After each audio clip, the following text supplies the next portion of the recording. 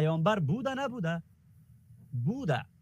چون اگر پیامبر 10 تا زن داشته باشه، 9 تا یا 4 تا یا 5 تا زن داشته باشه، وقتی برایش الله امتیاز میده که زنت که زیباتر از زیادتر کنارت بیارش، در پهلویت بگذارش در وقت رابطه جنسی، اون زنت که زیباتر نیست او را دور کو از کنارت. آیا این عدل الهی در مورد ام المؤمنین مادران مؤمنان هست؟ این چی عدلی هست؟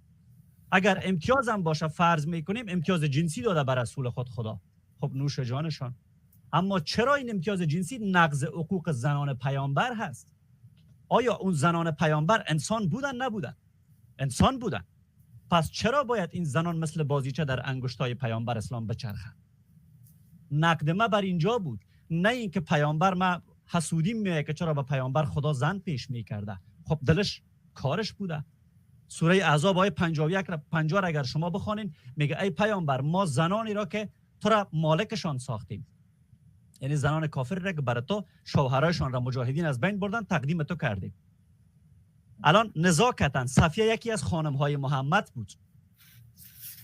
تقریبا چند ساعت بعد از مرگ شوهرش در میدان جنگ خیمه میزنن و با صفیه پیامبر اسلام رابطه جنسی انجام میده.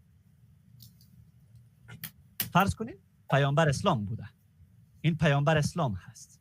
خب پیروان این پیامبر اسلام امروز در کشور ما حکومت میکنن و با زنان و مادران و خواهران ما برخورد دارن.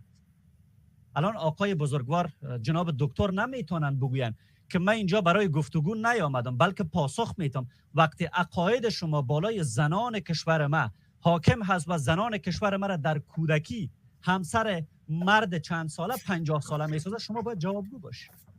چون شما از این دین نمایندگی میکنین، چون شما از این دین دارید دفاع میکنین، چون شما این دین را تبلیغ میکنین. در اسلام میدونین کودک همسری هست، میدونین کودکایی که در افغانستان طعمه جنسی مردان 50 و چند ساله میشن سنت محمد هست. خوب میدونین. در قرآن هم آمد از سوره طلاق آیه 4 گفته و زنان شما، همسران شما که هنوز عادت ماهیانه ندیدن. همسر شما که عادت ماهیانه ندیده باید چند ساله باشه؟ حداقل باید از 12 سنش پایین باشه. اسلام دختر 11 ساله را همسر مرد مؤمن معرفی میکنه در سوره طلاق آیه 4.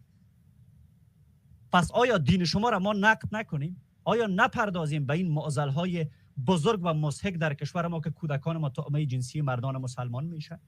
اگر اون دختر خواهر من باشه، خواهر شما باشه، خواهر احمد باشه، آیا احمد خاموش بنشینه؟